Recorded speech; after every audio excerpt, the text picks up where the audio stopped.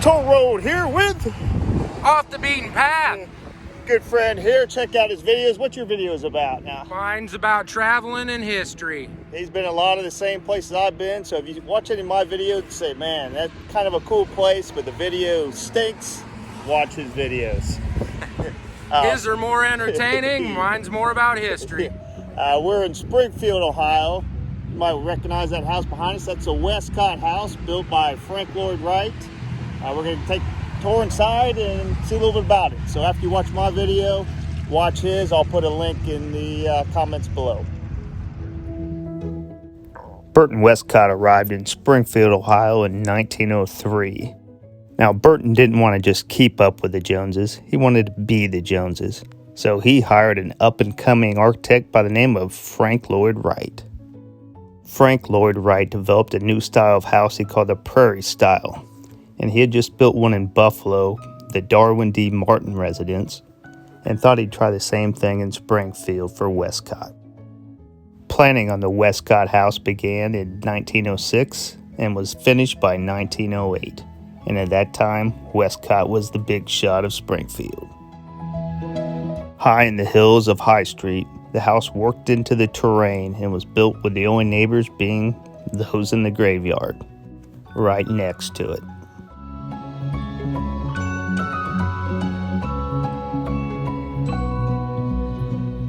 Frank Lloyd Wright didn't just design the outside of the house, or even in the interior. Every piece of furniture met his design and vision.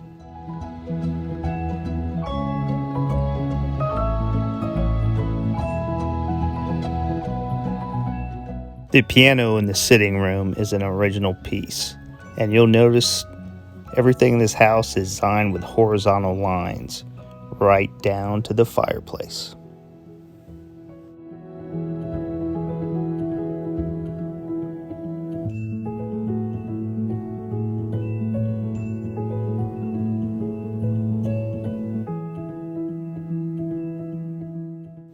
In 1916, Burton bought controlling interest in the Westcott Motor Car Company and moved it from Richmond to Springfield.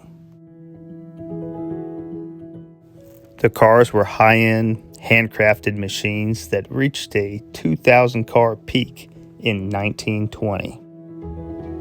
The car company would actually be his downfall as it accumulated huge amounts of debt as it just couldn't keep up with the other companies that were using the production line manner.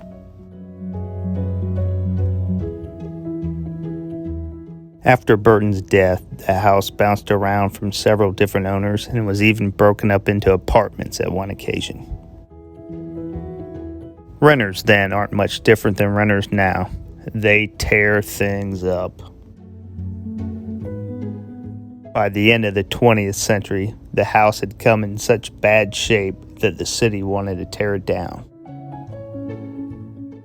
It was at this time that the Frank Lloyd Wright Building Conservancy purchased the property and restored it to its former glory.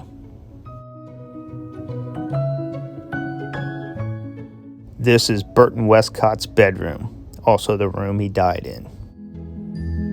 Today, the house is maintained by the Westcott House Foundation.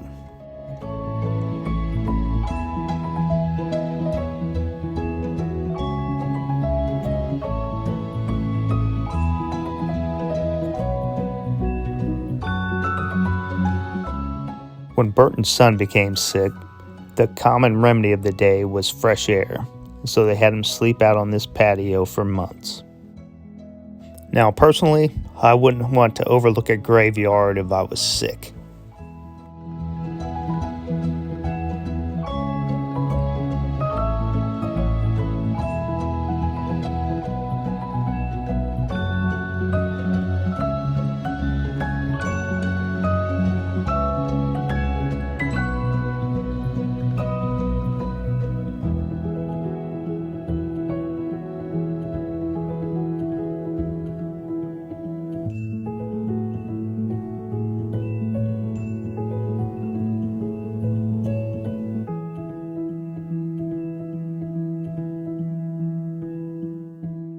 One of the most distinguishing features of the house is the pergola, which is a wooden trellis that connects the detached garage to the main house.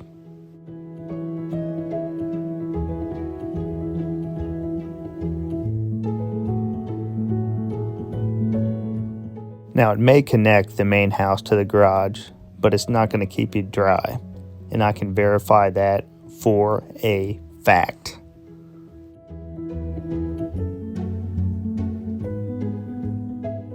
When it's time for the toll road to go, he goes.